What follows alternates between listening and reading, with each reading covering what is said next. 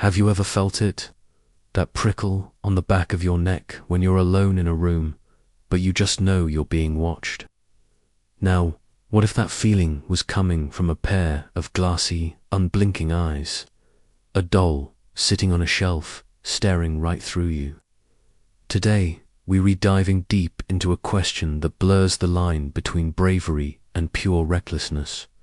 When you refaced with a doll that supposedly carries a spirit, is holding its gaze an act of courage, or are you just opening a door you can never close?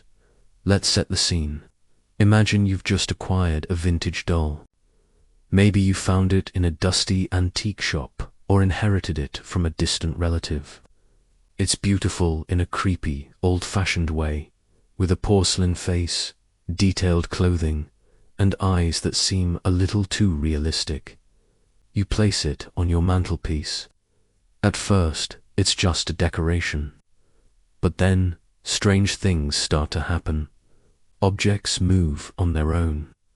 You hear faint whispers when no one else is home, and the doll, it seems to follow you with its eyes. No matter where you are in the room, it feels like its gaze is locked onto you. Most people's first instinct would be to get rid of it. Throw it out, sell it, burn it, anything to stop that unnerving feeling. But some people do the opposite. They decide to confront it.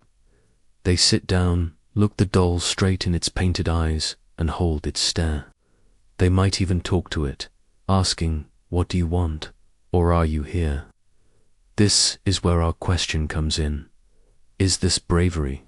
Is it a way of showing a potential entity that you're not afraid, that this is your space? Or is it a foolish invitation, a challenge to something that might be far more powerful and malevolent than you can imagine? Let's first explore the psychological side of this. Our brains are hardwired to see faces everywhere. It's a phenomenon called pareidolia. It's why we see faces in clouds, in wood grain, and definitely in dolls, which are designed to look like us. When we're under stress or feeling scared, our minds can play tricks on us. The feeling of being watched could be our own heightened anxiety creating a self-fulfilling prophecy. The longer you stare at the doll, the more your brain tries to find meaning in its static expression.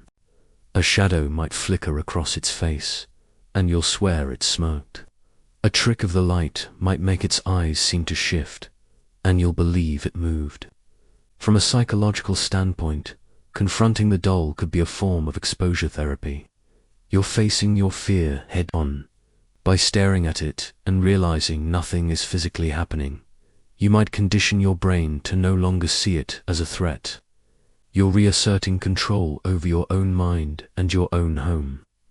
In this light, it's an act of personal strength, a testament to the power of the human will over fear. You're telling yourself, it's just a doll.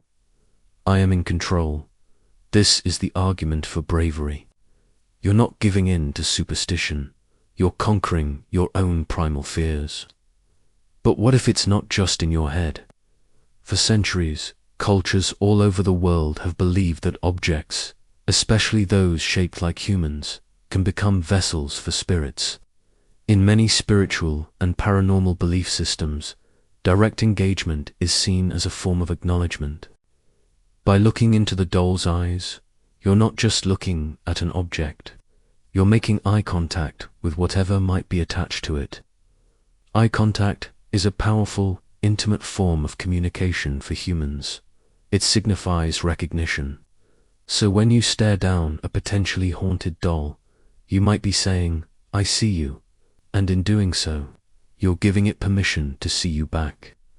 Think about it like this. If a spirit is attached to the doll, it might be relatively dormant, a faint echo of a past life. It might be looking for a way to interact, to gain energy. Your focused attention, your fear, your emotional energy, it's like a feast. By staring at it, challenging it, you're essentially feeding it.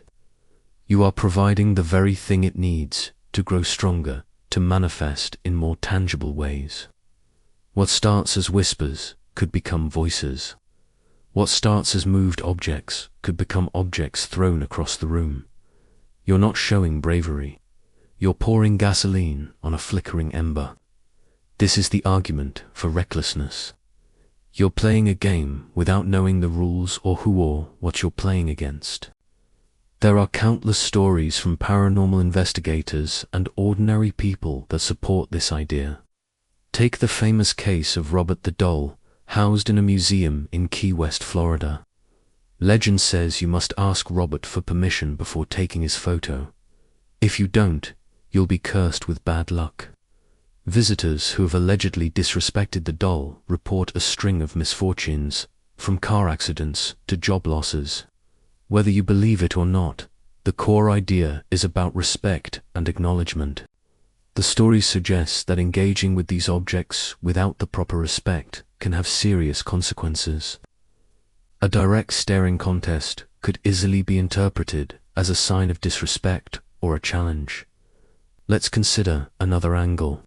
Maybe the entity isn't necessarily malevolent to begin with. Maybe it's a lost or confused spirit, simply attached to a familiar object. By staring at it, you're not inviting a demon, but you are creating a connection. You're becoming a focal point for that spirit.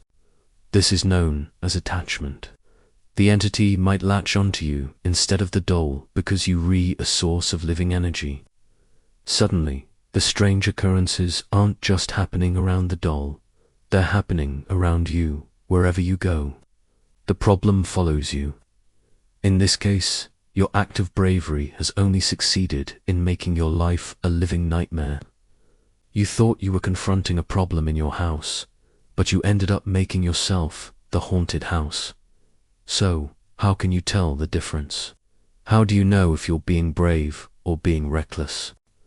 A lot of it comes down to intent and knowledge. Paranormal experts often advise against direct provocation. They don't go into a haunted location and shout, "Come and get me." Instead, they use equipment to gather data, and they communicate with a level of respect, often with protective measures in place. They understand they are dealing with the unknown. They might say something like, "We are here to learn your story. We mean you no harm." This is vastly different from a silent, aggressive staring contest. One is an attempt at communication. The other is a challenge. If you ever find yourself in this situation with a creepy doll that seems to have a life of its own, perhaps the bravest thing to do isn't to confront it head-on. Maybe real courage is admitting that you're dealing with something you don't understand. It's having the wisdom to seek help. This could mean contacting a paranormal investigation team who has experience in these matters. It could mean seeking guidance from a spiritual leader who can perform a cleansing or blessing on your home. It's not a sign of weakness to ask for help. It's a sign of intelligence. You wouldn't try to rewire your house without an electrician, so why would you try to deal with a potential spiritual entity without an expert? True bravery isn't about having no fear. It's about respecting the fear and acting wisely in spite of it. Staring down a haunted doll might give you a momentary rush of adrenaline, a feeling of power.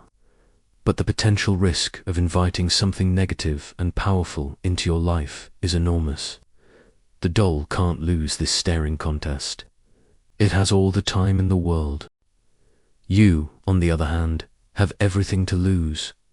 Your peace of mind, your sense of safety, and perhaps even more. Ultimately, the doll on the shelf is a mystery. Is it just wood, porcelain, and paint brought to life by our overactive imaginations? Or is it a window to something else, something that watches us from the other side? Maybe the answer isn't about being brave or reckless.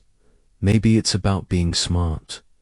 The smartest move might be to simply turn away, to break the gaze, not out of fear, but out of wisdom. To acknowledge that some doors are best left unopened, and some stares are best left unanswered. Sometimes, the most courageous act is to walk away, leaving the silent doll to its secrets, and keeping your own world safe. What do you think? Have you ever had a creepy experience with a doll or an old object? Would you stare it down or get it out of your house as fast as possible? Let me know your thoughts and your own stories in the comments below. I'd love to hear them. Thanks for watching, and don't forget to like and subscribe for more deep dives into the unknown. Stay safe, and maybe, just maybe, don't stare too long into the abyss, especially if the abyss is shaped like a doll.